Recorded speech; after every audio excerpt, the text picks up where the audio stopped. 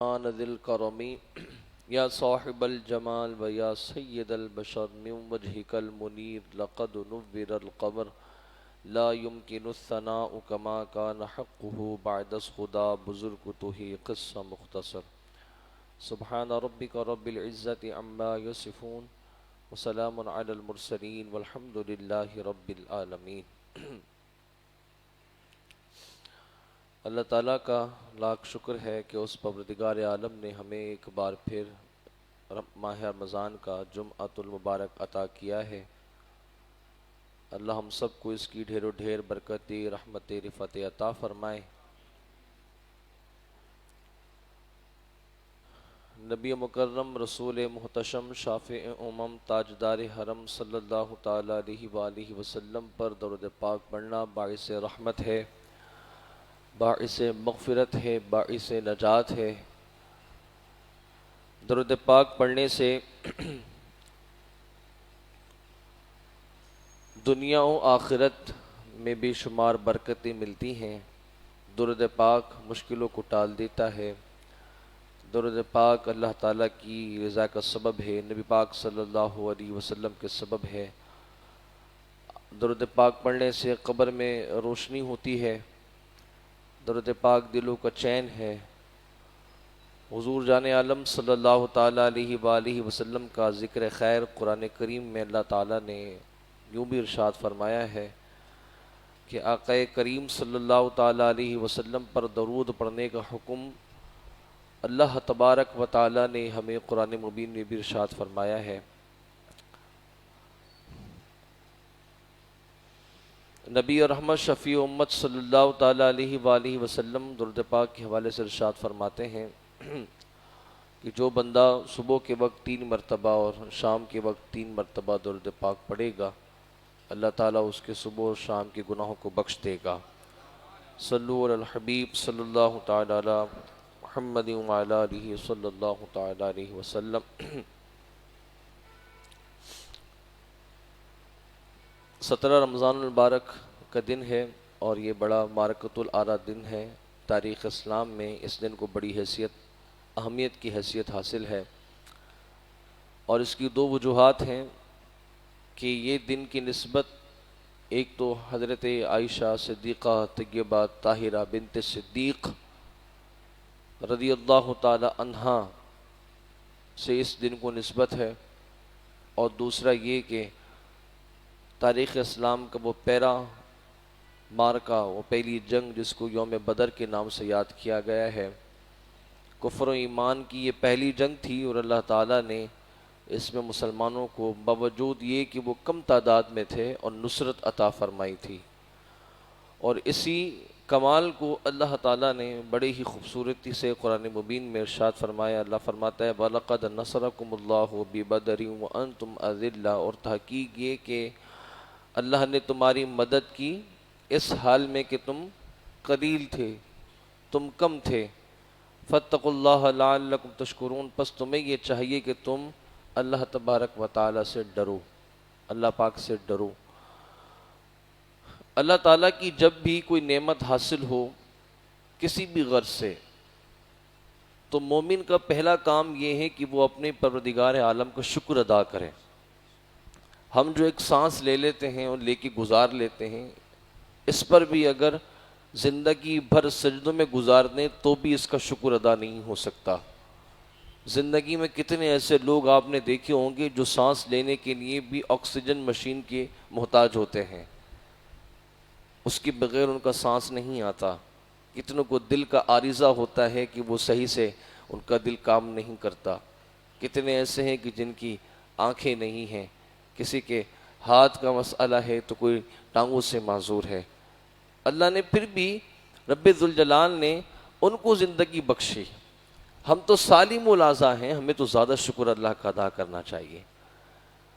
تو اللہ تعالیٰ نے یوم بدر پر اصحاب کرام کی مدد فرمائی، تو ساتھ میں یہ بھی کیا کہ تم تفاخر میں نہ ڈوب جانا، بلکہ اس بات کا بھی خیال کرنا کہ اللہ نے تمہاری مدد کی ہے، اب بدلے میں تم نے اس سے ڈرتے رہنا ہے اور اس کا شکر بھی ادا کرنا ہے۔ یہ پیغام تو اصحاب پاک کو تھا۔ اللہ کے رسول کو اصحاب کو تھا. لیکن فاتقوا اللہ لعلکم تشکرون اگر دیکھا جائے تو رب ذوالجلال کا یہ فرمان ایک عمومی لحاظ سے ہے. وہ خاص وجہ پہ نازل ہوئی تھی آیت کریمہ، لیکن حکم عمومی لحاظ سے ہے. اور بتایا جا رہا ہے کہ جس کو بھی اللہ کی طرف سے کوئی نعمت حاصل ہو، اس کی مدد حاصل ہو، اس کا کرم حاصل ہو، اسے چاہیے کہ وہ اللہ سے ڈرے، کیونکہ اللہ تعالیٰ نے جو تمہیں نعمت دی ہے وہ تم سے لے بھی سکتا ہے، اور اللہ تعالیٰ نے اگر وہ تمہیں نعمت دی ہے تو کسی اور کو نہیں دی. کیوں؟ کیونکہ اس نعمت کا اہل اللہ تعالیٰ نے تمہیں بنایا تھا. اور یہ کفر و ایمان کا وہ معرکہ یوم بدر 17 رمضان المبارک کو جو قائم ہوا، اس کے اسباب اور اس کے مناسک کچھ بھی ہوں، لیکن اتنا ضرور تھا کہ وہ سرفروشان اسلام کہ جو سر پر کفن باندھ کے لے کے جان ہتھیلیوں پر لے کے نکلے تو وہ نہتے تھے. ان کے پاس کچھ نہیں تھا، اسباب نہیں تھے، ان کے پاس ہتھیار نہیں تھے، عالیشان سواریاں نہیں تھیں. اللہ کے رسول صلی اللہ علیہ وسلم کے نام پر آپ کی ذات مبارکہ تو بڑی کمال کی بات تھی نا. آنسو حضور کے نام پر ہی گردنیں کٹوانے چل پڑے تھے. اور توکل کس پر تھا؟ اللہ کے اوپر. وہ اسباب کی محتاج نہیں تھے، وہ مسبب والاسباب کے اوپر نظر تھی. ہم اسباب پر غور کرتے ہیں، یہ نہیں ہے تو یہ نہیں ہوگا، اور یہ ہے تو وہ نہیں ہوگا. انہوں نے یہ سب کچھ سوچا ہی نہیں. کہا بات عزت رسول کی ہے، بات کلمت الحق کی ہے، بات ایمان کی ہے. حضور آپ اشارہ کیجئے، پتھروں سے بھی ٹکرا جائیں گے، سمندروں میں بھی کود جائیں گے، اور آپ ہمیں اللہ کی راہ میں صبر و شکر کرنے والا پائیں گے. اور وہی ہوا. باوجود اس کے کہ 1000 قوم وہاں تھی، تعداد میں زیادہ، افراد زیادہ، اور وہ تو پہلے ہی جیت کا نعرہ بجا چکے تھے کہ تعداد میں مسلمان اتنے کم ہیں، ہم تو اتنے، جیت تو ہماری ہی ہے. ساری رات محفل شباب و کباب ہوتی رہی، اونٹ ذبح کیے جا رہے ہیں. ساری رات میدان بدر کے اندر جو کفار کا لشکر تھا وہ شباب و کباب کی محفل سے جاتا رہا. لیکن یہاں پر معاملہ کچھ اور تھا. یہاں وہ ساری رات دعاؤں میں گزار دی، روتے میں گزار دی، سجدوں میں گزار دی. اور پھر اللہ تعالیٰ نے نوید بھی سنا دی کہ پیارے پریشان نہ ہو، نصرت تو آپ کے ساتھ ہے، مدد آپ کے ساتھ ہے. جب اس بات کا اعلان ہوا تو میرے آقا علیہ الصلوۃ والسلام نے اپنے اصحاب کا ہاتھ پکڑا اور فرمایا یہاں فلاں کافر گرے گا، یہاں ابو جہل گرے گا، یہاں عتبہ گرے گا، یہاں شیبہ گرے گا. راوی فرماتے جہاں جہاں حضور نشان لگاتے گئے بتا دے گئے، وہاں ہم نشان لگاتے گئے. اور جب معرکہ بدر جو ہے مکمل ہو گیا، کفار مر گئے، بھاگ گئے، نصرت اللہ تعالیٰ نے مومنوں کو عطا کر دی، تو پھر ہمیں خیال آیا کہ رسول اللہ صلی اللہ علیہ وسلم نے جہاں جہاں جس کافر کے نام سے نشان لگایا تھا ذرا دیکھ کے تو آئیں. تو کہتے ہیں جب ہم نے دیکھا تو حضور نے جس جگہ جس کافر کے نام پر نشان لگایا تھا وہ وہیں مرا ہوا تھا. تو نگاہ نبوت کو فیصلہ پہلے ہی سنا دیا گیا تھا. وہ بزدل قوم خود ہی نکارے جیت بجا چکی تھی، لیکن فیصلے کرنے والی ذات کوئی اور ہے. فیصلے کہیں اور ہوتے ہیں، تقدیریں کہیں اور بدلی جاتی ہیں، مدد کہیں اور سے آتی ہے. یہ انسان کا وہم و گمان ہے کہ میں ہوں میں ہوں میں ہوں. نہیں جناب، وہ بھی میں سمجھ رہے تھے، لیکن فیصلوں کی گھڑی کچھ اور ہے، فیصلوں کا معیار کچھ اور ہے، حکم کہیں اور سے آتا ہے. اللہ رب العالمین نے جب حکم دیا تو بس سب کچھ مٹ گیا. نصرت کس کو ملی؟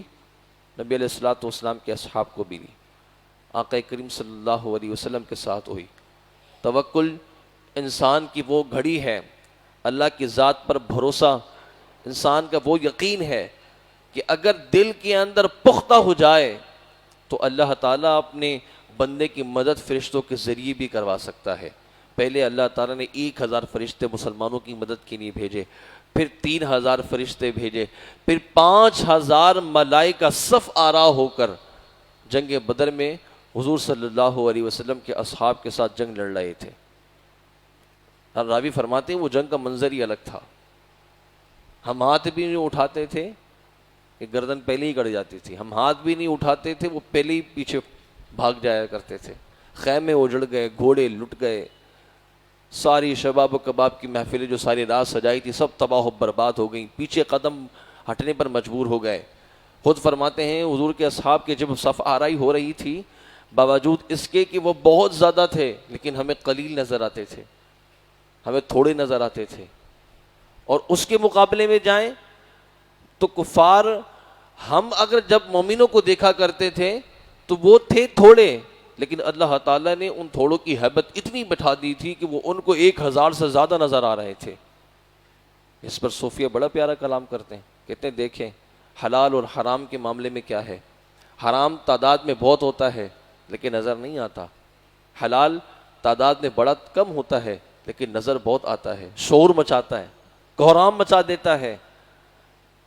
تعداد میں بڑے کم تھے لیکن اللہ اس کے رسول کا فیصلہ تھا کوہرام مچا دیا، تعداد میں بہت زیادہ تھے لیکن حرام تے نظر ہی نہ آئے۔ اس لیے کہتے ہیں کہ فیصلے کہیں اور ہوتے ہیں، اس کو راضی کرنے کی کوشش کی جائے۔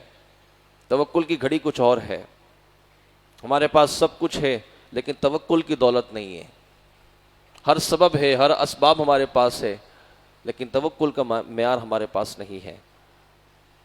وہ لوگ دین کی نہیں نکلے تھے، اپنی ذات کی نہیں نکلے تھے، اس لیے اللہ نے ان کی مدد فرمائی، باوجود اسباب بھی نہیں تھے پھر بھی اللہ تعالیٰ نے کامیابی عطا فرمائی۔ اور ہماری تاریخ کی درخشاں پہلو یہی رہا ہے کہ ہم نے جب بھی کسی بھی میدان میں قدم رکھا ہے تو اپنا لوہا اللہ کی ذات پر یقین رکھ کے بنوایا ہے۔ ہماری ذات میں یہ نہیں تھا کہ ہم اپنا کریں۔ حضرت علی مولا مشکل کشا کرم اللہ تعالی وجہہ الکریم ایک کافر سے لڑ رہے ہیں، بار بار آپ اس سے لڑتے، ہر بار مولا مشکل کشا اس کے سینے پہ آ کے بیٹھ جاتے، جتنی مرتبہ لڑتے اتنی مرتبہ پچھاڑتے سینے پہ آ کے بیٹھ جاتے۔ اور اس کے بعد جب ہوا یہ کہ اس نے پھر آپ پر نعوذ باللہ تھوک دیا، جب تھوکا تو پھر بازی پلٹ گئی۔ ہوا یہ کہ حضرت مولا مشکل کشا کرم اللہ تعالی وجہہ الکریم نیچے وہ اوپر، اس نے کہا علی یہ کیا اب کیا ہو گیا؟ پہلے تو بازی کچھ اور تھی اب کچھ اور۔ کہا پہلے میں اللہ کے لیے لڑ رہا تھا لیکن جب تم نے تھوکا تو مجھے تھوڑا سا غصہ آیا تو بات اپنے نفس پہ چلی گئی، اور جب اپنے نفس پہ بات آئی تو میں نیچے ہو گیا، تو اوپر آ گئے۔ تو جب تک انسان اللہ کی نہیں کام کرتا ہے نا تو اللہ کی مدد بھی ہوتی ہے، اس کی نصرت بھی ہوتی ہے، اور جہاں میں آ گئی تو پھر کچھ نہیں ہے۔ نبی علیہ الصلوۃ والسلام نے اللہ کے لیے کام کیا تھا، وہ صحابہ بھی اللہ کے لیے تھے، میں کہیں نہیں تھی۔ اور آج ہماری میں ہوتی ہے، میں نے اتنی مسجدیں بنوا دی، میں نے یہ لگوا دیا، میں نے وہ کروا دیا، میں نے اتنے راشن بانٹ دیے، میں نے اتنے راشن بانٹ دیے، میں نے یہ زکوٰۃ دے دی، میں نے وہ زکوٰۃ دے دی، مسجد میں اتنے دیتا ہوں، مسجد میں اتنے دیتا ہوں۔ آپ نے میں تو کر لی، اللہ اللہ کہاں ہے؟ اللہ کہاں ہے؟ اللہ ہوتا تو پھر میں نہیں آتی، کر دیا تو کر دیا، دے دیا تو دے دیا، ختم۔ وہاں یہی تھا۔ معرکہ بدر ہر لحاظ سے ہمارے لیے تاریخی پہلو ہے، اگر ہم توکل کی راہ میں دیکھیں تب بھی یہ ہماری رہنمائی کرتا ہے، اگر ہم توکل کی راہ میں دیکھیں، اگر مدد و نصرت کی راہ میں دیکھیں تب بھی، کیونکہ اللہ نے اپنے ہونے کا پتہ دیا نا۔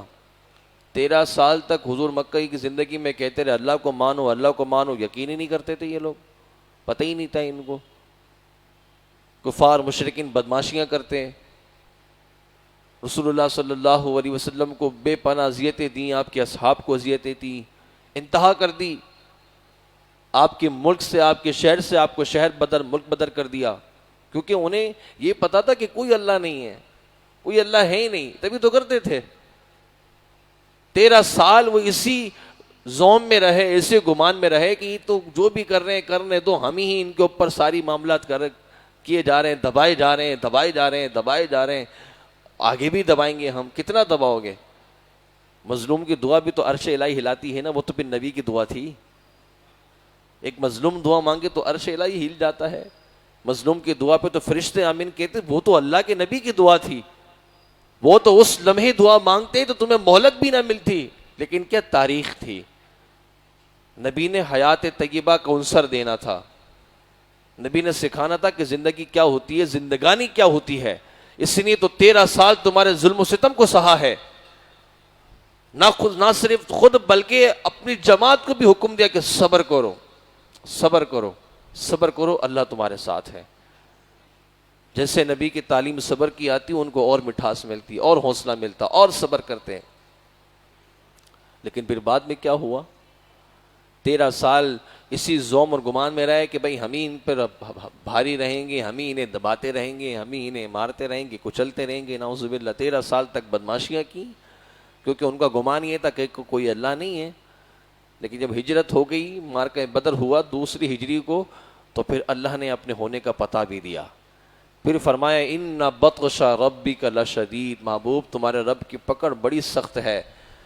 جو اپنا گمان بنا کے بیٹھے ہوئے تھے، جنہوں نے جیت کا نکارہ بجا دیا تھا، جو سمجھ رہے تھے ہم ہی اب ہیں، ہمارا ہی فیصلہ چلے گا، کائنات کے کرتے دھرتا ہم ہیں، اللہ تعالی نے پل بھر کے اندر ان کے قدموں سے زمین کو نکال دیا، تباہ و برباد کر دیا، ذلت اور رسوائی کے ایسے گڑھے میں گرے کہ معرکہ بدر کی ہیبت ان کافروں پر ایسی بیٹھی کہ پھر یہ سر نہ اٹھا سکے، پھر انہیں سر اٹھانے کی مہلت نہ ملی۔ اور اللہ یہی فرماتا ہے جب تک تم مظلوم کے اوپر ظلم و ستم کرتے رہو وہ تمہیں ڈھیل دیتا ہے، لیکن جب پکڑ کرتا ہے نا ظالموں کی تو پھر نسلوں کو تباہ کر دیتا ہے، برباد کر دیتا ہے نسلوں کو۔ ارے کتنے آئے اس کائنات کے اندر، چلے گئے، ان کی قبروں کا بھی کسی کو نہیں پتا، قبرستان میں ان کے نشان نہیں ملیں گے، ان کی قبروں پر بھی ایک ویرانیت چھائی ہوگی۔ لیکن جنہوں نے اللہ اور اس کے رسول اور اس کے مخلوق سے محبت کی ہے، آج بھی ان کے آستانوں پر خلق خدا کا رش رہتا ہے، وہ جنگل میں منگل کر دیتے ہیں۔ اللہ کے جتنے ولی ان سے ہمارا کوئی نہ نسبی رشتہ ہے نہ کوئی خونی رشتہ ہے، لیکن پھر بھی اس کے باوجود بھی وہ آج بھی زندہ ہیں، ان کی تاریخ میں زندہ، ان کے نام بھی زندہ۔ یوم بدر کو ہوئے آج کم و بیش 1450 سال گزر چکے ہیں، اور آج اس ممبر سے ان 313 صحابہ کرام کو سلام محبت پیش کیا جا رہا ہے۔ آج پورا عالم اسلام ان کو سلام عقیدت پیش کر رہا ہے۔ کیوں؟ کیونکہ انہوں نے اس وقت اللہ کے رسول کے ساتھ کھڑے ہو کے ہمیں بتایا تھا، ہمیں سکھایا تھا کہ زندگی جب تمہیں اس دہانے پہ لے کے آ جائے کہ جہاں تمہیں اپنی جان مار اولاد قربان کرنے کے لیے اگر تمہارا وقت بھی آ جائے تو پیچھے مت ہٹنا، کیونکہ ہم نے قربان کر کے دکھایا تھا، اللہ نے ہمیں اور مزید برکتیں عطا فرمائی تھی۔ وہ سب کچھ چھوڑ کے آ گئے تھے، بنا تلواروں کی نکل کے آ گئی، کیسا عشق تھا۔ جبھی تو حضور نبی کریم صلی اللہ علیہ وسلم کے اصحاب کی بات آتی تھی تو قریش مکہ کے کچھ سیانے جو کافر تھے انہوں نے یہی کہا کہ بھئی کیسر و کسریٰ کے بادشاہوں کو دیکھا ہم نے، لیکن جو ادب اور محبت اور تعظیم نبی کریم صلی اللہ علیہ وسلم کے اصحاب میں دیکھی اسے کہیں نہیں دیکھی۔ حضور کے صحابہ فرماتے حضور آپ کے خون کی قدر تو بہت بڑی ہے، جہاں آپ کا پسینہ گرے گا وہاں ہماری گردنیں کٹیں گی، آپ کے پسینے کی بات اتنی ہے، آپ کا خون تو بہت ہے۔ جبھی تو احد کے مقام پہ نبی پاک صلی اللہ علیہ وسلم پہ جب تیر لگا تھا آقا علیہ الصلوۃ والسلام کو، کیونکہ آپ نے زرہ پہنی ہوئی تھی، وہ تیر گیا تو زرہ جو تھی وہ آپ کے گال لب مبارک میں لگ گئی تھی اندر، حضرت سعد بن ابی وقاص تڑپ گئے، نبی پاک صلی اللہ علیہ وسلم کے قریب ہوئے، اپنے منہ سے حضور صلی اللہ علیہ وسلم کی جو زرہ تھی جو چہرے پہ آپ نے پہنی ہوئی تھی اس کی زنجیر کو منہ سے کھینچا آپ نے، آپ کا ایک دانت ٹوٹ گیا، پھر پکڑ کے کھینچا دوسرا دانت ٹوٹ گیا، پھر پکڑ کے کھینچا تیسرا دانت ٹوٹ گیا۔ ہمارا دانت ٹوٹ جائے ہم بھاگتے ہیں، وہ ان کو پتہ ہی نہیں تھا، احساس ہی نہیں تھا کہ دانت میرا ٹوٹ رہا ہے۔ ہر مرتبہ کہتے حضور یہ دانت کے ہم تو جان بھی آپ پہ قربان کر دیں گے، تو جانیں قربان کریں گے۔ تو اللہ تعالیٰ نے نبی پاک صلی اللہ علیہ وسلم کے اصحاب کرام کو وہ رتبہ اور شان عطا فرمائی ہے کہ تاریخ میں ایسی نہ کبھی نظیر ہے اور نہ ملے گی۔ یہ ہمارے اور آپ کے لیے راہ ہدایت ہے، اس لیے تو اللہ کے رسول نے فرمایا تھا کہ میرے صحابہ ستاروں کی مانند ہے، ان کی پیروی کرو، ان کے پیچھے چلو، تمہیں حیات زندگانی کا درس ملے گا، تمہیں معلوم ہوگا کہ زندگی ہوتی کیا ہے۔ اگر آپ زندگی سے عشق نکال دو، محبت نکال دو تو کچھ نہیں بچے گا، بلکہ کائنات بنی محبت کی بنیاد پر ہے۔ جب تک اس کائنات میں محبت نہیں، آپ نکال دو کسی بھی رشتے سے محبت کا عنصر نکال دو، وہ رشتہ ہی نہیں بچا۔ تو ہماری نہیں ہے، اگر اس کائنات میں کوئی محبت کی غرض ہے تو ہمارے نبی ہیں، ہماری زندگی کا کوئی مقصد ہے تو ہمارے حضور ہیں، اس کے علاوہ اور کچھ بھی نہیں ہے۔ اور نبی پاک صلی اللہ علیہ وآلہ وسلم کے اصحاب کرام نے اس مارکے کے اندر یہی بات پیش کی تھی۔ ڈاکٹر اقبال، علامہ اقبال رحمۃ اللہ تعالی علیہ نے نہیں فرمایا تھا کہ سبب کچھ اور ہے جسے تو جانتا ہے، زوال بندہ مومن کا مال و زر نہیں۔ مومن کا زوال مال و زر سے نہیں ہوتا۔ آج ہمارے پاس جو ہے ایٹمی طاقت بھی ہے، مانا کہ آج ہم دنیا کی ترقی سے پیچھے ہیں۔ آج ہمیں گلوبل دنیا یہ تانا دیتی ہے کہ پاکستان تو اتنا پیچھے ہے کہ اس کے پاس اپنا اسپیس اسٹیشن بھی نہیں ہے۔ تمہارا پڑوسی ملک، اس کے پاس تو کم سے کم چاند پہ جانے کے لیے، خلا میں جانے کے لیے اپنا اسٹیشن موجود ہے، اور بھی ڈیڑھ دو سال پہلے انہوں نے اپنا اسپیس مشن بھی کیا تھا۔ لوگ کہتے ہیں پاکستان کے پاس تو یہ بھی نہیں ہے، اور تانا ملتا ہے کہ یہاں کے مولوی ابھی تک صرف پائچوں پہ الجھے ہوئے ہیں، یہاں کے مولوی نماز میں الجھے ہوئے ہیں، یہاں کی قوم کو صرف مسلح میں الجھایا ہوا ہے۔ ارے کیا کرے بھائی، ہماری معراج چاند پہ پہنچنا چھوڑیے، ہماری معراج تو نماز کے اندر ہے، کیونکہ ہمیں تب تربیت دی گئی ہے نا، ہماری معراج نماز کے اندر ہے۔ ہماری ترقی اللہ اور اس کے رسول کو راضی کرنے میں ہے، اس لیے ہماری کوشش یہ ہوتی ہے کہ ہم اللہ اس کے رسول کو راضی کریں۔ بس قربانی کے دن آتے ہیں، ان کو غریب کی بیٹی یاد آ جاتی ہے، ربیع الاول شریف کے دن آتے ہیں تو ان کو غریب کی بیٹی یاد آتی ہے، کہتے ہیں قربانی کر رہے ہو، لاکھوں لاکھوں روپے کی قربانی کر رہے ہو، کسی غریب کی بیٹی کو شادی کروا دو، کسی غریب کی بیٹی کو یہ کروا دو، کسی غریب کا علاج کروا دو۔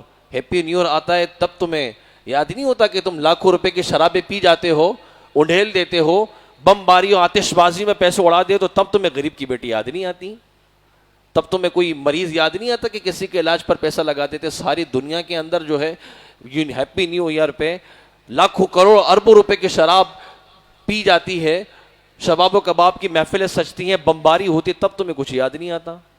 25 دسمبر کو تم بڑے شوق سے کرسچن کے ساتھ مل کے ان کے اس تہوار کو سیلیبریٹ کرتے ہو، تب تمہیں غریب کی بیٹی یاد نہیں آتی۔ قربانی میں ہی غریب کی بیٹی یاد آئے گی کہ قربانی میں تم نے لاکھوں روپے لگا دیا؟ ارے کیوں نہ لگائیں، کیونکہ قربانی میرے مصطفیٰ نے کی تھی، ہمارے حضور نے کی تھی، ہمارے باپ حضرت آدم علیہ نبی کے حضرت ابراہیم علیہ نبی کے علیہ الصلوۃ والسلام نے پیش کی تھی۔ ہم اس لیے قربانی کرتے ہیں۔ اب نبی کا میلاد اس نے مانا تھا، ہمارے حضور دنیا میں آئے تھے، اس سے بڑھ کر کوئی خوشی نہیں ہے۔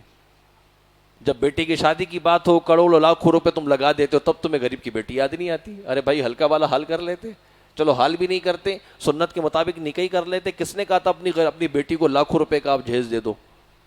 تب آپ کو غریب کی بیٹی کو یاد نہیں آئی۔ تو یہ منافقانہ چال ہے۔ ہماری تاریخ میں اللہ تعالیٰ نے اسلام میں صرف قربانیاں ہی ہیں۔ اب اگر آپ قربانی نہیں دیں گے، جس وقت تک آپ قربانی نہیں دیتے اس وقت تک نہ نظریہ قائم ہوتا ہے، نہ انقلاب برپا ہوتا ہے۔ تاریخ اٹھا لیجئے، آج ہر ملک نے، ہر قوم نے انقلاب کی بنیاد پر اگر تاریخ رقم کی ہے تو پیچھے قربانیوں کا بہت بڑی تاریخ ہے، کیونکہ قربانی کے بغیر کچھ حال نہیں آتا۔ اسلام میں بھی قربانیاں ہیں، اور یہ تو دین حق ہے، یہ تو دین مبین ہے، اس پہ قربانی تو رائے گا نہیں جاتی۔ اس لیے تو اللہ کے رسول نے تبوک کے موقع پر فرمایا تھا کہ مسلمانوں کو تمہارے مال کی بھی ضرورت ہے، اگر کسی کے پاس کھجور کی گٹھلی بھی ہو تو بھی لا کے رکھ دو، وہ بھی لا کے رکھ دو۔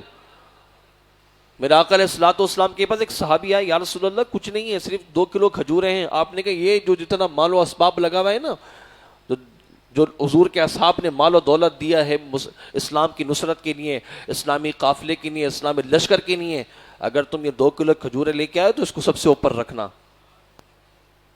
یہ ہے اسلام کا معیار، یہ رسول اللہ صلی اللہ علیہ وسلم کی تعلیم ہے کہ وہاں اگر ان کی بارگاہ میں قبول ہو گیا تو قربان ہے۔ اس لیے تو حضور کے اصحاب نہتے نکلے تھے، تلواریں بھی نہیں تھیں، لیکن کیا وہ ادا اللہ کو پیاری آئی۔ اس لیے تو اللہ نے کہا کہ اتنے پیارے ہیں، 5000 فرشتے انہی کے لیے اتاروں گا، فرشتے انہی کے لیے آئیں گے، کیونکہ ادا اتنی پیاری ہے نا۔ فرشتوں نے بھی کہا ہوگا اللہ بھیج دے. نہ ایسا نبی دیکھا نہ ایسے امتی دیکھے, نہ ایسا نبی دیکھا نہ ایسے امتی دیکھے. ہم نے تو وہ بھی دیکھا کہ نبیوں نے کہا چلو جہاد پہ, لوگوں نے کہا تم جاؤ, ہم تو بیٹھے ہیں. حضرت موسیٰ علیہ الصلوۃ والسلام تو دیکھا نا فرشتوں نے, لیکن جب یہ معاملہ دیکھا ہوگا کہ یہ تو سارے سر پہ کفن باندھ کے بے سر و سامانی کے آسرے میں بھی نکل پڑے ہیں اور پھر بھی کہہ رہے ہیں کہ اللہ اس کی رسول کے دین کی نہیں نکل رہا ہے, تو فرشتوں نے بھی کہا نا مالی بھیج دینا, ان کے نہیں بھیج دے. نہ جیسا نبی دیکھا نہ جیسے امتی دیکھے. حسن یوسف پہ کٹی مصر میں انگشت زنا. اعلیٰ حضرت کا یہ شعر بڑا کمال کا شعر ہے. حسن یوسف پہ کٹی مصر میں انگشت زنا, سر کٹاتے ہیں تیرے نام پہ مردان عرب. اللہ وہ جذبہ ہمارے اندر پیدا کر دے. نبی پاک صلی اللہ علیہ وسلم کی محبت انسان کو دلیر بناتی ہے, یہ بہادر بناتی ہے, بزدل نہیں بناتی. حضور کی محبت انسان کو دلیر بنا دیتی ہے, بہادر بناتی. دیکھو تو 22 لاکھ لوگوں نے شہادت دی کہ پاکستان بنایا تھا. آپ دکھائیں کہ اس ملک میں اتنی قربانیاں دی گئی ہوں. آزاد ہو کے بھی آج آزاد نہیں ہیں, ہم آزاد ہو کے بھی آزاد نہیں ہیں, لیکن قربانی پہ قربانی اپنے نبی کے نام پہ دیے جا رہے ہیں. قربانی پہ قربانی دی. آج بھی جدید دور کے اندر مظلوم نہتے مسلمانوں پر فائرنگ کر کے صرف اس لیے ان کو شہید کر دیا جاتا ہے کہ اپنے نبی کے ناموس کے لیے نکلے ہوئے ہیں. ایک طرف تم کہتے احترام انسانیت ہونی چاہیے, دوسری طرف تم اسی انسانیت پر ظلم بھی کر رہے ہو. کہاں یہ لبرل قسم کے خاموش تماشائی؟ اگر یورپ میں کتا مرتا ہے تو تکلیف ان لوگوں کو ہوتی ہے, وہاں کتا مر گیا بھائی شور یہ کر رہے ہیں, سارا میڈیا اس کتے کو دکھا رہا ہوتا ہے. اور یہاں ہمارے نہتے مسلمانوں پر فائرنگ کی گئی, پتھراؤ کیا گیا, صحبت خانوں میں بند کر دیا گیا. نبی کے نام پر نکلے تھے نا, نبی کے دین کے لیے نکلے تھے. خاموش, کوئی دکھانے والا نہیں. صحافت کو آگ لگ جاتی ہے, قلم ٹوٹ جاتے ہیں. یہ درباری صحافی ہے نا, ان کی صحافت کی سیاہی اس وقت جذب ہو جاتی ہے کہ جہاں دین کی بات کرنی ہو. کیوں؟ کیونکہ ان کے ڈورے کسی اور کے ہاتھ میں ہیں. آج نہیں تو کیا ہوگا؟ قیامت کے دن کا فیصلہ نہیں ہوگا. وہ میرا مالک ہے, 313 کے فیصلے کر سکتا ہے, 1000 کے مقابلے میں تم کیا ہو؟ مسل دیے جاؤ گے, پتہ بھی نہ لگے گا. تمہارے طرح کتنے درباری آئے چلے گئے, کچھ نہ ہوا. لیکن نام کس کا ہوا؟ جس نے اللہ اس کے رسول کی عزت کا نام بچایا. آج پابندیاں لگائی جاتی ہیں, نہیں جو ہم بولیں گے آپ وہی کہیں گے. کیوں بھائی؟ دین تمہارا تھوڑی ہے. آج مولوی دہشت گرد ہے بس, جو ٹی وی پہ بیٹھ کے اسلام کے خلاف بات کر رہا ہوتا ہے, مولوی کے خلاف بات کر رہا ہوتا ہے, چاند پہ جھگڑے کروا رہا ہوتا ہے. وہ کہتا ہے مولوی 3rd کلاس قوم ہے, ان کو کیا پتا دنیا کیا ہوتی ہے. تو یہ دہشت گردی نہیں ہے. دہشت گردی ضروری ہے کسی کی قتل کی جائے؟ نظریاتی دہشت گردی بھی تو بڑی ہے نا. آج جہاد کو آپ نے کیا بنا دیا ہے؟ جہاد جبکہ اسلام کا ایک بڑا خوبصورت پہلو ہے. جہاد کیا ہے؟ یہ وہ ہے کہ جس نے عدل قائم کیا, جس نے لوگوں کو انصاف دلایا, حقوق قائم کیے گئے, جہاد کی بنیاد پر کیے نا. اور آپ کے تو جہاد کی بات کرنا ہی جرم ہے. آج ہمارے ممبر محراب سے جہاد کی آوازیں نہیں آتی. ہم کب کہہ رہے ہیں کہ آپ اپنے بچوں کو جہاد پہ بھیج دو, آپ بھی جہاد پہ چلے جاؤ, لیکن کم سے کم یہ بھی تو پڑھاؤ نا کہ یہ بھی اسلام کا ایک درخشاں پہلو رہ چکا ہے. اللہ تعالیٰ نے دین کو غلبہ عطا کیا ہے, دین کو غلبے کے لیے بھیجا ہے. اس لیے تو رسول اللہ سے لے کر جتنے بھی حضور کے اصحاب آئے, خلافت راشدہ رہی دین کے غلبے کے لیے. نہ کسی کو مندر سے روکا اس وقت بھی, نہ کسی کو گرجا گھر سے روکا, نہ عیسائیوں پر کوئی سختی کی گئی, نہ یہودیوں پر اس وقت بھی سختی کی گئی. کہا تمہیں کھلی آزادی ہے, تم اپنے مذہب کے لحاظ سے جو چاہے تم کر سکتے ہو, لیکن یاد رکھو فیصلہ اسلام کرے گا, نظام دین کا ہوگا, نظام اسلام کا ہوگا, قانون اسلام کا ہوگا. یہی تاریخ تھی نا مغلوب غالب ہونے کی. لیکن آج حساب الٹا کر دیا گیا ہے. آج ہم ان کے زیر سایہ ہو چکے ہیں. ملک آزاد ہے, آزاد ملک میں بھی قانون ان کا ہے. ہم آزاد ملک کے اندر بھی انہی کے قانون پر چل رہے ہیں. دعویٰ یہ ہے کہ ہمارے پاس دنیا کا بہترین قانون, دنیا کا بہترین نظام حیات. دعویٰ یہ کرتے ہیں کہ دنیا کا بہترین ہمارے پاس نظام عالم موجود ہے, ہمارے پاس معاشرت اور سماج کی مسائل بڑے دنیا کے اعلیٰ ہیں. اور حقیقت بھی ہے. ہمارے پاس یہ دعوت دلیل قرآن ہے, دلیل رسول اللہ کے اخلاقیات ہیں. لیکن آج اسلامی جمہوریہ پاکستان میں عدالتی نظام انگریز کا دیا ہوا, سماجی نظام انگریز کا دیا ہوا. یہ چھوڑیں, ہمارے بچوں کو تعلیمی نصاب بھی انگریز کا دیا ہوا ہے. آج ہم اپنے بچوں کو اسکول کے اندر جہاد نہیں پڑھا سکتے. آج ہم اپنے بچوں کو اسکول کے اندر حضور کی ناموس پر بات کرنا نہیں پڑھا سکتے. آج ہم اپنے اسکول کے اندر بچوں کو ہجرت کے مناسب نہیں پڑھا سکتے, مشرکین کے مظالم نہیں پڑھا سکتے, یہود و نصارہ کی سازشیں جنہوں نے کرتے آئے ہیں جو تاریخ میں قرآن کا حصہ رہیں وہ ہم نہیں پڑھا سکتے. گنی چنی آیات ہمیں ملتی ہیں. حضرت حضور نے صبر کرنا بھی سکھایا ہے. آقا کریم صلی اللہ علیہ وسلم معاف بھی کرتے تھے. حضور کی تاریخ جہاں معاف کرنا تھی یہ بھی تھی کہ آپ نے پکڑ بھی کی ہے. آپ نے خانہ کعبہ کے پردے میں چھپنے والے کافر کی گردن بھی اڑانے کا حکم دیا تھا. یہ بھی اسلام کا حق ہے. بھائی حقوق کی جنگ تو ہوتی آئی ہے نا. اگر آپ کہتے ہیں کہ نہیں ہوتی آئی تو پھر ہٹلر کیا تھا بتائیے آپ. حقوق کی جنگ کی گئی نا, صلیبی جنگ ہوئی, تاریخ بڑی بھری پڑی ہے. صلیبی جنگوں میں کیا تھی؟ حقوق کی جنگ تھی. امریکہ نے برطانیہ سے جنگ لڑی, آزادی حاصل کی, کس نے حاصل کی؟ حقوق کی جنگ تھی. آج چیچینیا روس سے لڑ رہا ہے, حقوق کی جنگ ہے. یہ تو پھر نظام ہے. جب یہ ساری جنگیں ہو رہی ہیں, لوگ شہید ہو رہے ہیں, مر رہے ہیں, آپ کو جب یہاں کوئی خطرہ نظر نہیں آتا تو پھر اسلام کی تاریخ میں خطرہ کیوں نظر آتا ہے؟ جنگ عظیم ہوئی 2 دفعہ, پوری دنیا میں جنگ لڑی گئی. آپ کا سارا سینٹرل ایشیا, آپ کا پورا یورپ جنگ کے اندر مبتلا ہو گیا. 5 کروڑ سے زیادہ لوگ ایک جنگ کے دھانے پر آ کے تباہ و برباد ہو گئے. کسی کو یہ تاریخ نظر نہیں آتی؟ یہ جنگ عظیم برپا کرنے والا تو کوئی مسلمان نہیں تھا نا. چلیں 1400 سال پرانی بات چھوڑیں گے, ابھی کی بات اٹھائیں, 100 سال بھی تاریخ کو نہیں ہوئے. اس جنگ کو برپا کرنے والے کیا اسباب تھے؟ دنیا ہی تھی نا.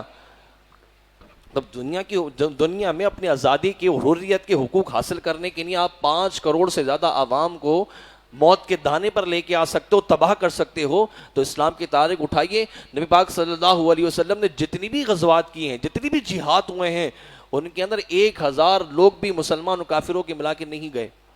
1000 لوگ بھی.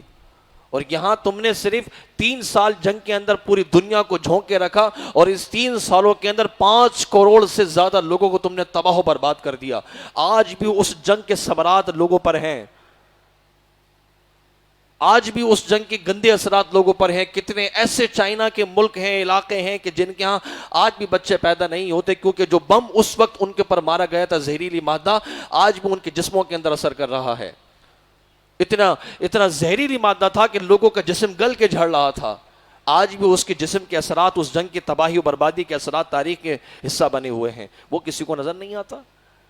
اور بس نظر آتا ہے تو داڑھی کے اندر جہاد, اور جہاد کے اندر دہشت گردی, یہ ان کو نظر آتی ہے. بس یہ ان کو نظر آتی ہے. یہ کسی کو نظر نہیں آتا کہ شام کے بچوں کو بھی کچلا جا رہا ہے. آج پورا یورپ دیکھیں, اٹھا لیں, کہیں بھی مسلمان کسی یورپ کنٹری کے اوپر جو حملہ نہیں کر رہا, اور نہ ہی مسلمانوں نے کسی یورپ کنٹری کو دبایا ہوا ہے. نہیں دبایا ہوا نا. کہ کوئی بھی یورپ کنٹری لے لیجئے آپ, مسلمانوں نے وہاں کسی پر کسی کو ظلم و ستم نہیں کیا جا رہا. لیکن اس کے مقابل میں دیکھ لیں, سارا یورپ کدھر لگا ہوا ہے, یہ انگریز کدھر لگے ہوئے ہیں؟ ہمارے سارے عالم اسلام پر. یہ پورا آپ کا جتنا بھی ایریا ہے, شام اٹھائیں, فلسطین اٹھائیں, لیبیا اٹھا لیں, آپ مصر اٹھا لیں, یمن اٹھا لیں, آپ فلسطین ہی چلے جائیں. ہر رمضان کو فلسطین کے مسلمانوں پر بمباری کر دی جاتی ہے. بیت المقدس مسجد اقصی میں جا کے عبادت کرنے کا حق نہیں دیا جاتا. کیوں بھائی؟ ایک جگہ تو تم کہتے ہو کہ آزادی اظہار رائے ہونا چاہیے, اور اسی بنیاد پر فرانس میں بیٹھا وقت جو یہ ظالم ہے وہ نبی کریم صلی اللہ علیہ وسلم کی نعوذ باللہ خاکے بنا دیتا ہے, کہتا ہے اظہار رائے. تو ان کو بھی اس بات کی آزادی کا حق ہے نا کہ وہ بیت المقدس میں جا کے عبادت کر سکیں. وہ کیوں چھینا جا رہا ہے؟ وہ کس بات پر چھینا جا رہا ہے؟ ان کو بھی تو حق ہے نا کہ وہاں جا کے عبادت کر سکیں. ہر رمضان تم بمباری کرتے ہو وہاں پر, ان پر. فلسطین کے اندر اس مسجد کے آگے بیریل لگا دیے جاتے ہیں, نفری بڑھا دی جاتی ہے. وہ صہیونی یہودی مسلمان بچیوں کو مار رہے ہوتے, بچوں کو مار رہے ہوتے, قید کر رہے ہوتے, وہ کسی کو نظر نہیں آتا. اور یہاں مسلمان اگر کوئی بات کرتے تو جناب دہشت گردی کا پالا پڑایا جا رہا ہے. اور بدقسمتی سے ہمارے خود لوگ, اب ان سے کیا شکوہ کریں؟ یہ کتنے ایسے لوگ ہوں گے جو ابھی میں بولا جا رہا ہے, دیکھا کیسا بول رہے ہیں, یہ جہاد کر رہے ہیں, یہ کچھ کر کے کریں گے بھائی. یہ جیسے کوئی بندے کو اٹھوا لو ان کو. مولوی صاحب آپ کیا سیاست کی باتیں کر رہے ہیں؟ جناب آپ کو کیا پتا رہے بھائی, سیاست کی حضور نے, اس سے پہلے سیاست تھوڑی تھی، اس سے پہلے تو صرف ظلم تھا، ستم تھا، نہ قانون تھا، نہ عدل تھا، نہ انصاف تھا. سیاست کی حضور نے ہے، سکھایا انہوں نے، بتایا انہوں نے. ہم یہ نہیں کہتے کہ اب سیاست کریں، لیکن جناب حق اور صحیح کیا ہے غلط کیا اس کی تمیز تو کریں نا. صحیح کیا ہے غلط کیا ہے وہ تو اپنے بچوں کو پڑھائیں نا. ہمارا کہنا یہی ہے، ہم ہیں چلے جائیں گے، آنے والی نسلیں ہیں، ان کو ہوشیار کریں، ان کو دین پڑھائیں، ان کی تعلیمی نصاب پر غور کریں. آج انہیں بدر کا مارکا ان کے اسلامی نصاب کے اندر موجود نہیں. آپ کیسے اپنے بچوں کو بتائیں گے کہ مارکا بدر کے اسباب کیا تھے اور اللہ تعالیٰ نے مارکا بدر کے اندر مسلمانوں کی کیسے نصرت فرمائی تھی؟ کتنے اصحاب تھے؟ 313 میں سے کس کے نام یاد ہیں؟ آج ہمارے بچے کو کرکٹر کے نام یاد ہے، اداکاروں کے نام یاد ہے، فلمیں یاد ہوتی ہیں، فلاں مہینے میں کون سی فلم آ رہی ہے، ادھر مہینے میں کون سی فلم آ رہی ہے، عید پہ کون سی فلم آ رہی ہے. یہ ہمارے بچوں کو نہیں پتہ ہوگا کہ 17 رمضان کو کیا ہوا تھا. یہ ہمارے بچوں کو نہیں پتا ہوگا کہ حضور صلی اللہ علیہ وسلم کے عشرہ مبشرہ اصحاب کے نام کتنے ہیں. یہ ہمارے بچوں کو نہیں پتا، یہ تاریخ ہی نہیں پتا ہمارے بچوں کو. آج ہمارا بچہ کسی گندے لوگوں کے ہتھے چڑھ جائے تو اس کو یہ پتا ہوتا ہے کہ حضور نے حضرت عائشہ سے کم عمر میں شادی کی تھی، لیکن ہمارے بچہ یہ بھول جاتا ہے، یا ہم یہ بھول جاتے ہیں کہ نبی علیہ الصلوۃ والسلام نے اپنے شبابی اور جوانی کے عالم میں 40 سال کی عمر سے خاتون پہلی شادی کی تھی. یہ کوئی یاد نہیں کرتا. سنتیں ساری یاد ہیں، تو اس سنت پر بھی زندہ عمل کرو نا کہ جوان بچوں کی شادی کسی بیوہ سے کر کے دکھاؤ. ہے اتنا بڑا جگرا کسی کے پاس؟ نہیں جناب، مجھ سمیت آپ سمیت کسی کے پاس بھی نہیں ہے. لیکن اس تاریخ میں میرا آقا علیہ الصلوۃ والسلام نے اس معاشرے کے اندر جس معاشرے میں لوگ حسب نسب پر اتراتے تھے، مصطفیٰ کریم صلی اللہ علیہ وسلم نے معاشرت و سماج کی بنیاد ڈالنے کے لیے اپنے لیے اگر پہلی عورت کا انتخاب کیا تو 15 سال بڑی تھی. پھر کہتے ہیں میرا جسم میری مرضی، پھر کہتے ہیں اسلام میں ظلم ہے، ستم ہے.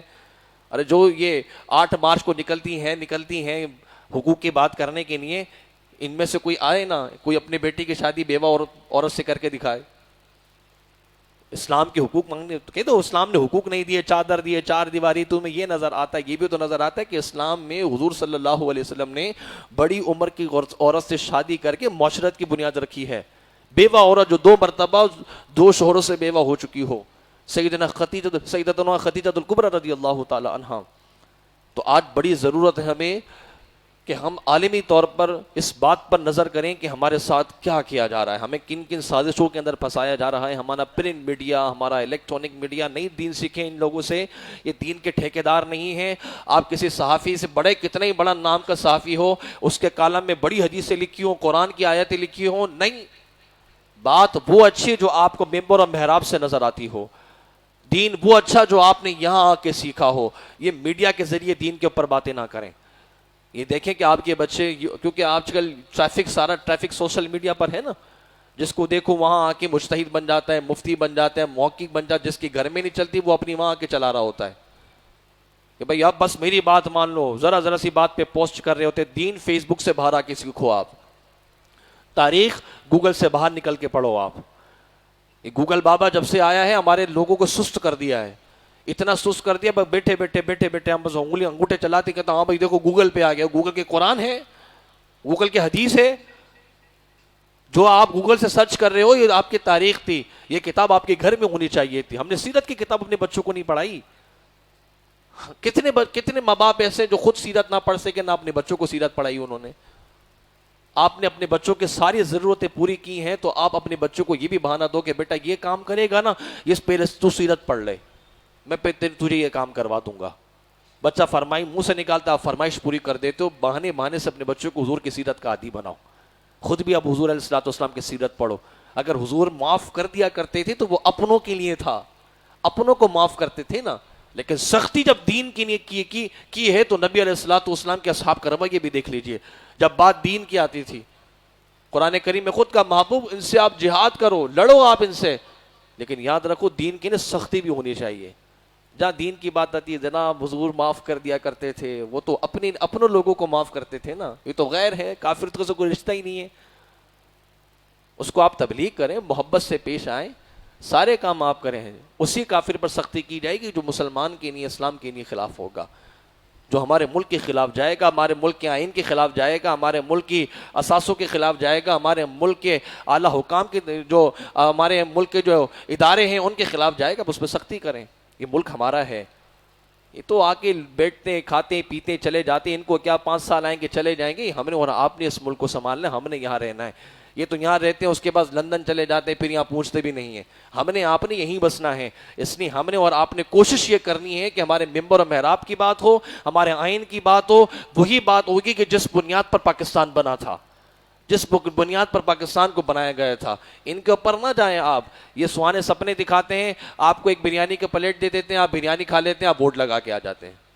تو بریانی کے ووٹ پر ووٹ نہ ڈال کے آئیں, اپنا حق خود آزمائیں, خود دیکھیں کہ میں کیا فیصلہ کر رہا ہوں, کس کو چن رہا ہوں. اللہ تعالی ہمیں عادل حکمران عطا فرمائے, منصف حکمران عطا فرمائے. اللہ اس کے رسول کا درد رکھنے والے حکمران عطا فرمائے. اپنے بچوں کی تعلیم پر غور کیجئے, ان کی نصابی تعلیم پر غور کیجئے, ان کی اخلاقیات پر غور کیجئے. کوشش کیجئے رسول اللہ صلی اللہ علیہ وسلم کی سیرت کی کتاب, حضور کی سیرت خود بھی پڑھنے کی کوشش کریں, اپنے بچوں کو بھی پڑھائیں. اللہ تعالی ہم سب کا حامی و ناصر و آخر دعوانا ان الحمدللہ رب العالمین.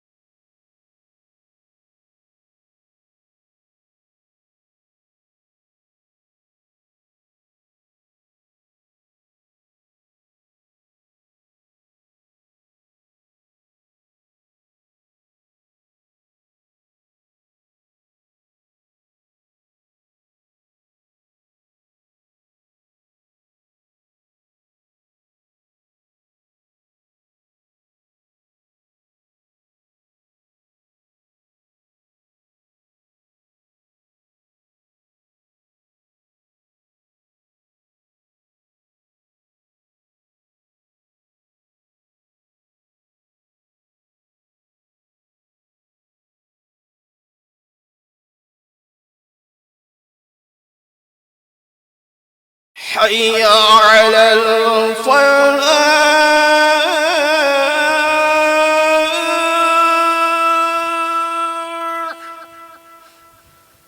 حي على الفلاح.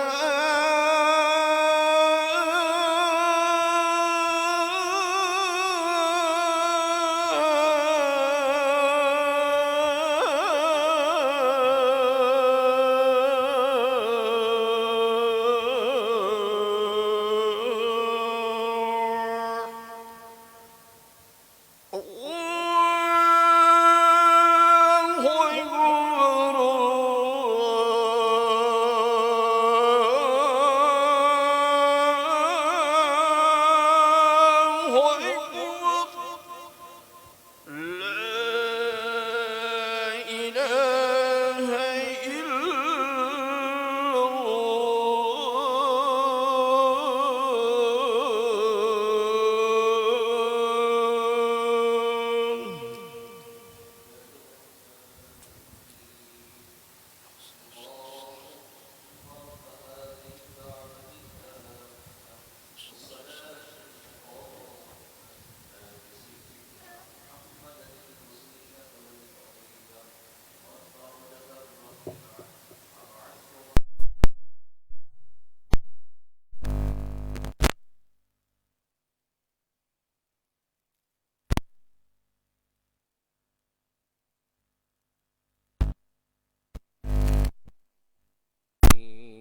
آپ بھائی پہلے صفحے درست کر لیجئے گا، برائے کرم صفحے درست کر لیجئے گا، اس کے بعد سنتیں ادا کیجئے گا. ابھی سے ہی صفحے درست کر لیں برائے کرم، پھر آپ سنتیں ادا کیجئے گا.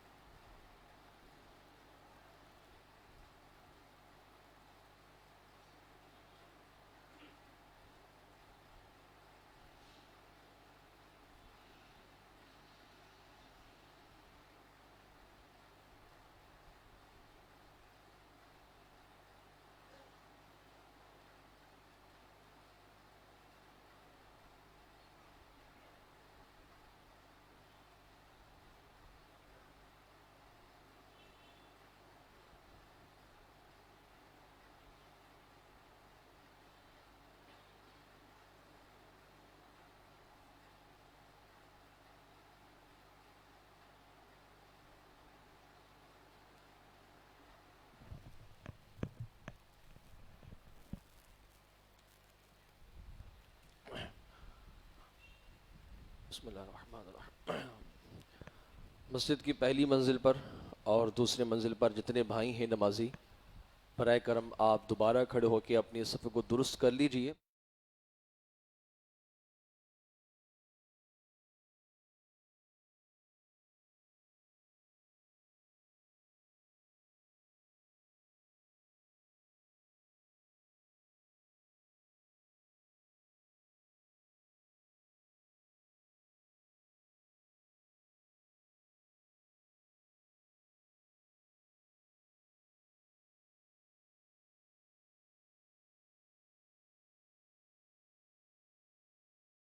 اگر یہ کسی کو کہتے ہیں آگے چلے جاؤ پیچھے چلے جائے تو برائے کرم ان کی بات مان لیا کریں، یہ اللہ کے گھر کے لیے بلوسوں کی خدمت کر رہے ہیں۔ تو بعض لوگ جھگڑا کرتے ہیں، نہیں مانتے، بدتمیزی بھی کرتے ہیں، بعض ایسے ہوتے ہیں، تو برائے کرم اللہ کے گھر میں ایسا نہ کیا کریں۔ یہاں آپ آئیں تو بھائی ایسے آئیں کہ بس یہاں اگر کوئی پتھر بھی مار دے تو بندہ خاموش رہے۔ اللہ نہ کرے کوئی مارے گا نہیں آپ کو، لیکن ایک بات بتا رہا ہوں میں یہاں کے، لیکن پتہ نہیں کیوں لوگ یہاں پر بھی آ کے بدماشیاں کر رہے ہوتے ہیں۔ ارے بھائی یہ اللہ کا گھر ہے، جس کے گھر میں آئے ہوں اس کی طاقت کتنی بڑی، یہ بھی تو دیکھو نا۔ پھر آپ شور شرابہ، اللہ معاف کرے، اللہ تعالیٰ اس گناہ سے ہم سب کو بچائے۔ تو جو بھائی مسجد کی انتظامیہ کے ساتھ تعاون کر رہے ہیں، اللہ تعالیٰ ان کو دونوں جہاں کی برکتیں دے، برائے کرم ان کے ساتھ تعاون کیا کریں۔ جہاں یہ صف بنانے کا کہیں آپ بنا لیں، ہٹنے کا کہیں ہٹ جائیں، کیونکہ یہ صفوں کا معاملہ ہوتا ہے، نمازیوں کو تکلیف ہوتی ہے۔ اللہ تعالیٰ ہمیں صفوں کے معاملے میں ذمہ داری ادا کرنے کے توفیق عطا فرمائے۔ اور سب سے پہلے تو بھائی میں یہ کہوں گا، کیونکہ آپ نے باشمول اس مسجد کے کہیں پر بھی اگر دوران وضو آپ نے مسجد کا پانی بے تحاشا بہایا ہے تو بھائی ابھی سے آپ اس کی توبہ کر لو۔ اب توبہ کر لو اس بات سے کہ جتنا بھی میں نے وضو کے اندر پانی کا اسراف کیا ہے، اللہ میں اس سے توبہ کرتا ہوں اور آئندہ نہیں کروں گا۔ آپ کو معلوم ہے کتنی مرتبہ یہ بھی کہا ہے کہ بھائی یہاں جس سے کتنے ایسی مسجدیں ہیں جہاں پر پانی کا مسئلہ ہوتا ہے، اور کتنے کل بھی مجھے اتنا دکھ ہوا دیکھ کر کہ وہ بالکل ایسا نل کھولا ہوا، اور بھائی جان اتنی سی، نل اتنا، پانی اتنا، مشکل وقت میں ہم اتنی سی بوتل سے بھی وضو کر سکتے ہیں نا، تو یہاں کیا ہے پھر؟ اتنا بے تحاشا بے اسراف۔ وہ گھروں میں دیکھیں اب کیا حال ہو رہا ہوتا ہے۔ تو بہرحال آپ توبہ کر لیں کہ انشاءاللہ آپ پانی کا اسراف نہیں کروں گا، اللہ مجھے آپ کو اس گناہ سے بچائے۔ آگے دعا، اب آگے ہم اپنی تجدید ایمان کر لیتے ہیں۔ بسم اللہ الرحمن الرحیم۔ یا اللہ، اگر مجھ سے کوئی کفر ہو چکا ہو تو میں اس سے توبہ کرتا ہوں۔ لا الہ الا اللہ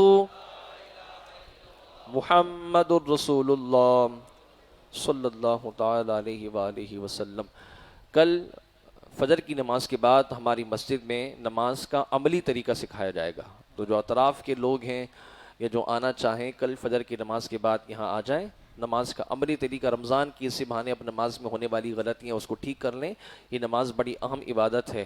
ہم چھوٹی چھوٹی مسئلے تو پوچھنے آ رہے ہوتے ہیں، کاروبار میں یہ ہو جائے گا، یہ ہو جائے گا، تو یہ ہے، تو آپ نماز بھی سب سے بڑا کاروبار یہ ہے۔ آپ کے اندر اس میں اگر کوئی غلطی ہے تو آپ اس کو دور کرنے کی کوشش کریں۔ تو اس لیے رمضان کا فائدہ اٹھاتے ہوئے کل جو ہے فجر کی نماز کے بعد ہم نے یہ عملی طریقہ لکھا ہے، تو آپ اس نشست میں ضرور شرکت کیجیے گا۔ اور دوسرا وہی سب سے بڑا اور اہم اعلان کہ اگر آپ نے زکوٰۃ، صدقات، فطرات، خیرات جو بھی کچھ نکالنا ہے، جو بھی مدد کے لیے آپ نے سوچا ہوا ہے، تو پہلے اپنے گھر میں دیکھیں، خاندان میں دیکھیں، اطراف میں دیکھیں، بہن بھائیوں میں دیکھیں۔ آپ جب دیکھ لیں کہ ان کو آپ نے دے دیا ہے، آپ کی جو زکوٰۃ وغیرہ کا جو معاملہ تھا ان تک ہو چکا ہے، بچتا ہے، تو برائے کرم بخاری مسجد آپ کی ہے۔ آپ یہاں جمعہ پڑھنے آتے ہیں، نماز پڑھنے آتے ہیں، یہاں آپ کی مسجد ہے، مدرسہ چل رہا ہے۔ میں اس کی کتنے اخراجات آپ کو گنواؤں، لیکن اس کے باوجود بھی اس ماہ رمضان میں جتنا خرچہ ہونا ہے اس کا 1% بھی یہاں نہیں آیا ہے۔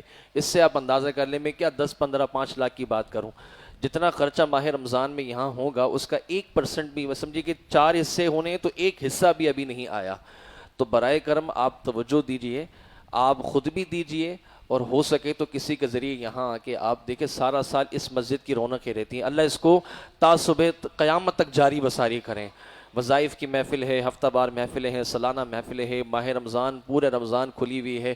ہم نے یہ سوچا تھا شاید سحری افطاری جس طرح ہر بار ہوتی ہے، یہ کوئی آ کے بولے گا بھائی سحری میری طرف سے، افطار میری طرف سے، وہ بھی نہیں ہے، یہ بھی خود انتظامیہ کی طرف سے خرچہ ہو رہا ہے۔ تو یہاں پر بھی سحری افطاری مسلسل چل رہی ہے، لیکن یہ تک نہیں کہا کہ آپ سحری افطاری میں کچھ کر دیجئے۔ اللہ تعالیٰ کا آسرا ہے، لیکن زبان بننی ہے۔ کوشش کرنی ہے. جب آپ کوشش کریں گے تو یہ سارا سلسلہ جاری رہے گا. میں نے کہا نا مدرسہ بنانا مسجد بنانا آسان ہے, نظام کو چلانا تھوڑا مشکل ہوتا ہے. نظام ذرا مشکل سے چلتا ہے, اور یہ کیسے چلے گا؟ ہم اور آپ سے چلے گا. کوشش کریں گے تب چلے گا. اب طرف کی مسجدیں دیکھیں, آپ کی محلے کی مسجد ہے, آپ اس کو دیکھیں, یہاں بچیاں بچے مدرسہ پڑھتے ہیں, ہجامہ ہوتا ہے, محفلیں ہوتی ہیں, بہت کچھ ہے. آپ کے ایمان کی بھی اس مسجد کے اندر اصلاح ہو رہی ہے, آپ کے بچوں کے تعلیمی نظام بھی یہاں چل رہا ہے. آپ کو دم درود کے بہانے جو یہ بیٹھے ہوئے ہیں 2 نمبری بابا بیٹھے ہوئے ہیں, ان سے چھٹکارا دلوا کے آپ کو یہاں پر وظائف کی محفلیں کر دی ہیں. کوئی پیسہ پائی نہیں لیا جاتا, بس یہ کہا جا رہا ہے کہ آپ توجہ دیجیے. یہ نظام چل رہا ہے, یہ آپ کی کوششوں سے چل رہا ہے. آپ نے ہر بار مایوس نہیں کیا, اللہ کی رحمت ہوتی ہے, انشاءاللہ اب بھی نہیں کریں گے. بس میں یہ کہنا چاہ رہا ہوں کہ آپ توجہ دیجیے, توجہ دیجیے. خود بھی آپ یہاں احتیاط جمع کرائیں. اگر آپ کسی کی کوشش سے یہاں بھیج دیتے ہیں تو یہ بھی آپ کی نہیں. دیکھیں ماہ رمضان ہے, یہ پوری کارکردگی آپ کے سامنے رکھنی ہوتی ہے. میں نے دبے لفظوں میں بتایا, ورنہ تفصیلی آپ پوچھیں تو آپ خود پریشان ہو جائیں گے کہ اتنا نظام. بھائی کراچی میں اگر ایسی مسجد ہو تو بتائیں آپ, کیونکہ مسجدوں کی ہم نے خود سے ہی ویلیو گرائی ہے. ہم نے صرف 5 نمازوں کے لیے امام کو بٹھا دیا ہے, ایک مؤذن صاحب لگا دیے ہیں. یہاں مسجد سے نمازی نکلتا بھی نہیں ہے, تالے پہلے لگ جاتے ہیں. کیوں ایسا کیوں ہے؟ مسجد تو امن کا گھر ہے, سکون کا گھر ہے. راتوں رات بیچ میں اگر کسی کو پریشانی ہو گئی یا دل کا چین حاصل کرنا ہو تو کیا مسجد میں کیسے آئے گا؟ وہ تالے لگے ہوتے ہیں. ہم نے مسجدوں کی خود قدر کھو دی ہے, لیکن یہاں اس مسجد کے اندر جب آ جائیں آپ کے سامنے ہیں. جب آپ آئیں گے آپ کو پورے رمضان پورا مہینہ آپ کو مسجد بالکل دروازے اس کے کھلے ملیں گے. کیوں؟ تاکہ اس مسجدوں کی قدر آپ کو بحال ملے. مسجدیں سماجی حیثیت بڑا کام کر سکتی ہیں. اگر آپ اپنے علاقے کی مسجد کے ذمہ دار ہیں تو آپ اپنی مسجد کے اندر بھی ایسا کام کیجئے کہ یہاں پر لوگ آ کے اپنی نمازیں بھی ٹھیک کر رہے ہوں, تو یہاں پر لوگوں کو آ کو قلبی اور ذہنی سکون بھی ملتا ہو. کتنے ایسے لوگ جو کہتے ہیں یار مسجد کا نظام ہمیں اچھا نہیں لگتا ہے, اس لیے اس جگہ نہیں اس جگہ نماز پڑھنے کے لیے جائیں گے ہم. آپ کی غلط رویے سے خدا نہ خواستہ آپ کی مسجد سے کوئی ایک نمازی بھی چلا گیا, اللہ تعالیٰ بتائیں کہ کیا معاملہ پیش کرے گا. بہرحال کچھ وقت میں نے لیا ہے اسے سمجھانے کے لیے کہ مسجدوں کو آباد رکھنے کی کوشش کیجیے, نظام چلانے کے لیے جستجو کیجیے. اللہ تعالیٰ ہم سب کے دیوے کو اپنی بارگاہ میں قبول و منظور فرمائے. یا رب ذوالجلال.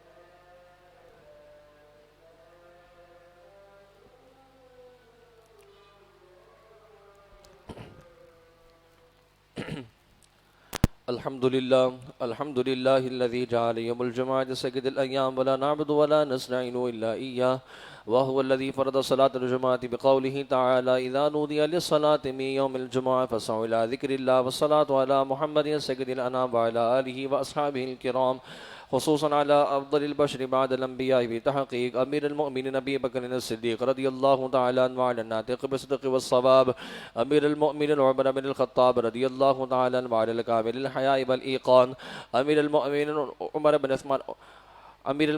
عمر بن الخطاب رضي الله تعالى عنه وعلى الغالب كل غالب أمير المؤمنين علي بن أبي طالب رضي الله تعالى عنه وعلى الإمام الهمامين السعيدين الشهيدين أبي محمد الحسن وأبي عبد الله الحسين رضي الله تعالى عنهما وعلى الستة الباقية من العشرة المبشرة وسائر الصحابة والتابعين رضوان الله تعالى عليهم أجمعين. بارك الله لنا ولكم في القرآن العظيم ونفعنا وإياكم بالآيات والذكر الحكيم إنه تعالى جواد كريم مالك بر رؤوف رحيم.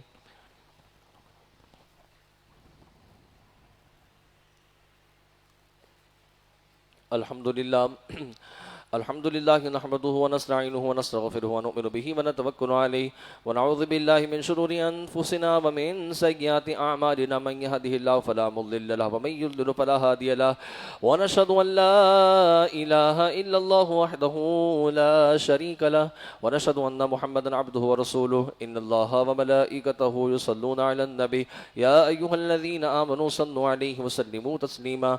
اللهم صل على محمد وعلى آل محمد بعدد من صلى وصلى. اللهم صل على محمد وعلى آل محمد بعدد من قعد وقام وصل على جميع الأنبياء والمرسلين وعلى كل ملائكتك المقربين وعلى عباد الله الصالحين برحمتك يا أرحم الراحمين. عباد الله رحمكم الله إن الله يأمر بالعدل والإحسان وإيتاء ذي القربى وينهى عن الفحشاء والمنكر والبغي يعظكم لعلكم تذكرون ولذكر الله تعالى أعلى وأعز وأجل وأتم وأهم وأعظم وأكبر والله يعلم ما تصنعون.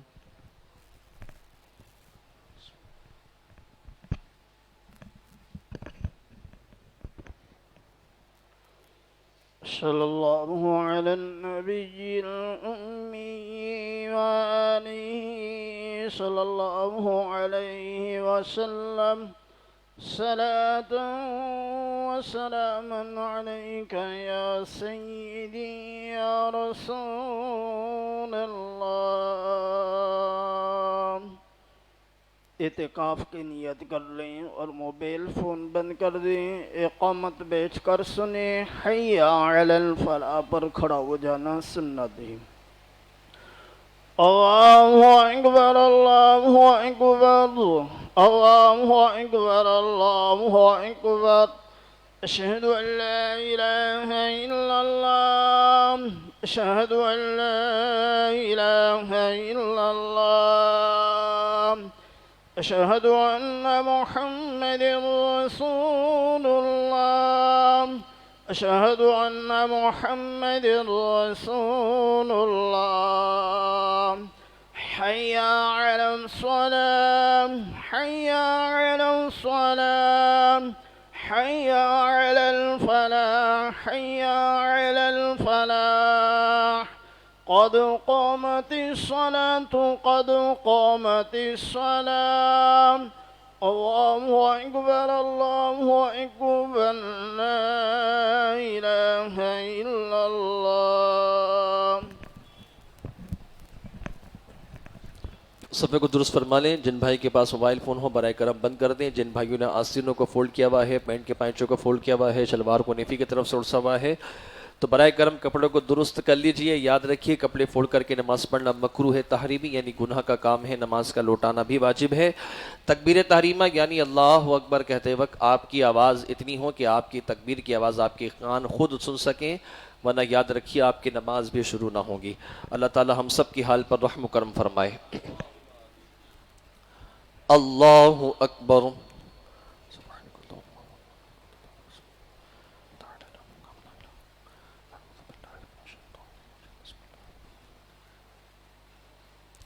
الحمد لله رب العالمين الرحمن الرحيم